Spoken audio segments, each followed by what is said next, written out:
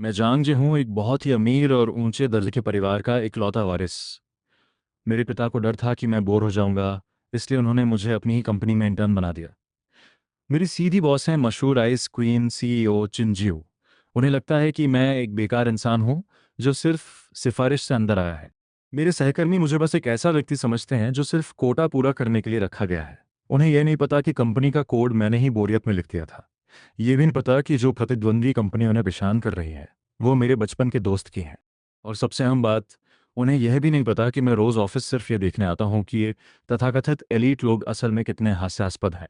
एक अच्छे कनेक्शन वाले व्यक्ति का जीवन सिद्धांत होता है, ना कोई डेटिंग, ना कोई उलझन, बस शारीरिक और मानसिक सुख को प्राथमिकता देना और हर तरह की अवज्ञा को ठीक करना। मेरा नाम जांग जे है। मेरे काम के पहले दिन मैं लेट पहुंचा। शानदार। बेकार इंसान की छवि तो शुरुआत से ही बनानी पड़ती है। एचआर की एक महिला मुझे सीईओ के ऑफिस के दरवाजे तक लेकर गई। वह मुझे डांटना चाहती थी लेकिन हिम्मत नहीं कर पा रही थी, क्योंकि मुझे खुद चेयरमैन ने यहाँ भेजा था। उसने दरवाज़ा खटखटाया। अंदर आओ। आवाज़ ठंडी थी, जैसे अभी अभी फ्रीजर से निकली सोडा की बोतल। मैंने दरवाज़ा खोला।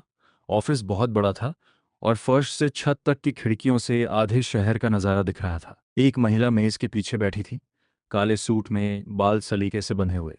वह ऊपर नहीं देख रही थी, उसकी नज़रें कागज़ों पर थीं।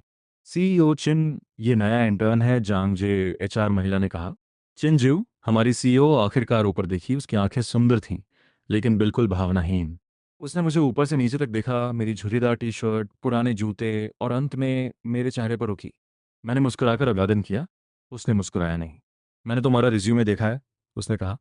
तीसरे दर्जे की विदेशी यूनिवर्सिटी, असंबंधित विषय, कोई अनुभव नहीं।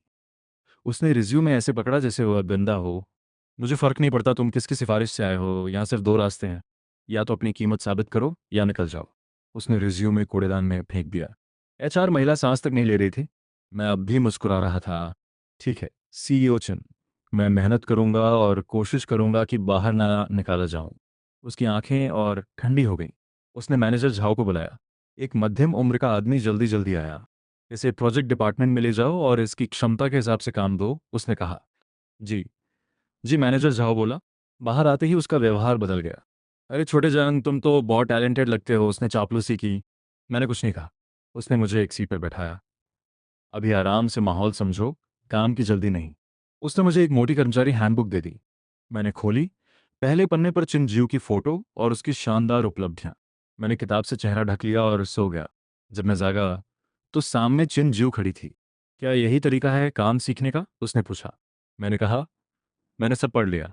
उसे समझने के लिए सोना जरूरी था। कुछ लोग हंस पड़े। वह गुस्से में आ गए। मैनेजर जाओ, इसे काम दो, पुराने सारे प्रोजेक्ट डॉक्यूमेंट्स व्यवस्थित करवाओ। सैकड़ों जीबी डेटा था। मैंने सामने ही गेम खोल लिया। शाम को मैंने 10 लाइन का स्क्रिप्ट लिखा और सारी फाइलें अपने आप व्यवस्थित हो गईं। अगले दिन सब चौंक गए। तुमने अकेले किया? हाँ, बस मुस्कुरा किया, मैंने कहा। चिनजीव ने देखा। पहली बार उसके चेहरे पर आश्चर्य आया। कुछ दिनों बाद कंपनी ट्रिप हुई। मुझे उसके साथ 3 पैर दौड़ में जोड़ा गया। मैंने जानबूझकर गिरकर उसे भी गिरा दिया। वो मुझ पर गुस्सा थी। शाम को ट्रुथ या डेयर खेल हुआ। मुझे डेयर मिला, सीओ चिन को डांस के लिए बुलाना। सबको लगा